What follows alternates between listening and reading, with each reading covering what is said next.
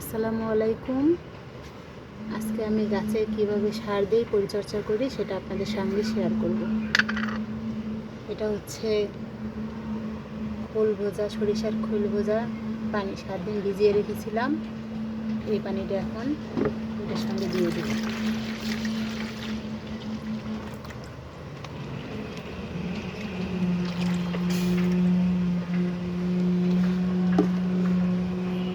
এখানে আছে,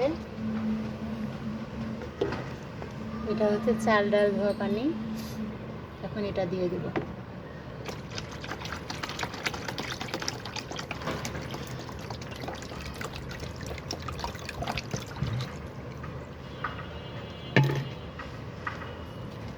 এটা হচ্ছে কলার ছোকলা ছোট ছোট করে 7 দিন ভিজে রেখেছিলাম কেটে। এটা এখন এখানে দিয়ে দেব, ছাঁকনি দিয়ে ছেঁকে দিয়ে দেব।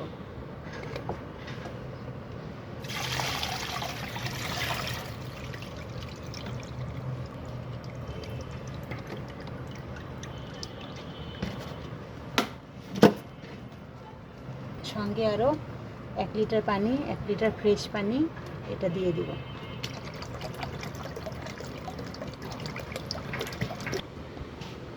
এগুলো সব উপাদানকে এখন একত্রে করে ভালো করে মিশিয়ে নেব।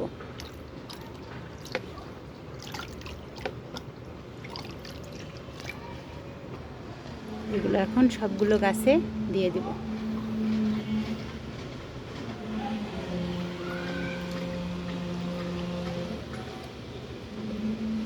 এই জৈব সারটা আমরা বাসায় বানিয়ে দিতে পারি। এটা প্রত্যেক 15 দিন পর পর গাছে দিতে হবে, দিলে ফলন ভালো হবে এবং গাছ তরতাজা সতেজ থাকবে। আমি সবগুলো গাছে দিয়ে দিব।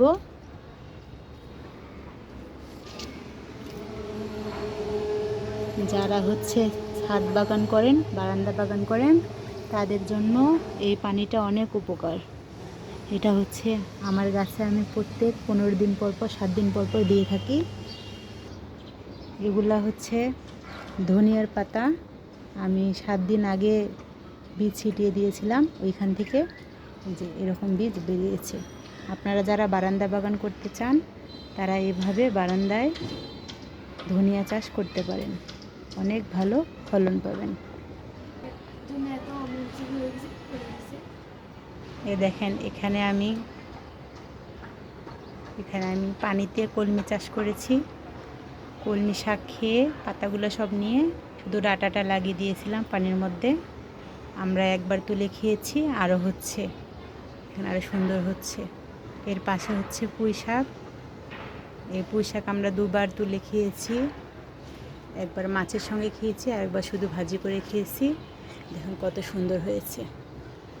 আমরা বাসায় এসব কলার শুকলা, তারপরে সরিষার খোল, চাল ডাল ধোয়া পানি এগুলা দিবেন, তাহলে আপনাদের ফলন ভালো হবে।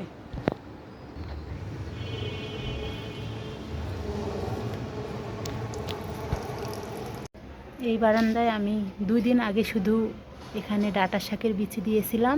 দেখেন কত সুন্দর হয়েছে।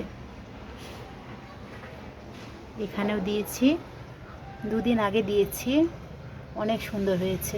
আপনারা সবাই বারান্দায় এইভাবে শাকসবজি লাগিয়ে খাবেন। আর এখানে এই বারান্দায় আমি একটি লাউ গাছ রোপণ করেছিলাম, 15-20 দিন হবে। দেখেন কত সুন্দর হয়েছে, কত বড় হয়েছে। এখানে আমি ওয়ানজিং কাটিং করে দিয়েছি। এই যে আপনারা দেখতে পারছেন কিনা জানি না, এখানে এই যে এটা কেটে দিয়েছি। এই যে শাখা প্রশাখা বের হচ্ছে, এই দিক থেকে শাখা প্রশাখা বের হচ্ছে।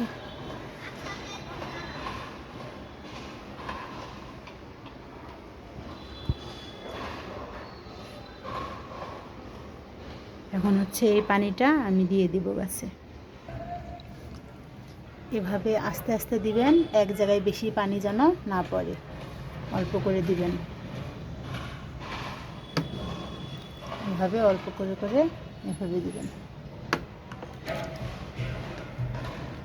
আপনারা যারা বারান্দা বাগান করেন তাদের জন্য এভাবে কলার ছোকলা ভেজা পানি 7 দিন রেখে দিবেন। তারপরে সরিষার খোল, এগুলা 7 দিন ভিজিয়ে রেখে পচা হয়ে এখানে আমি লাউ চারার মধ্যেও দিয়ে দিব পানি।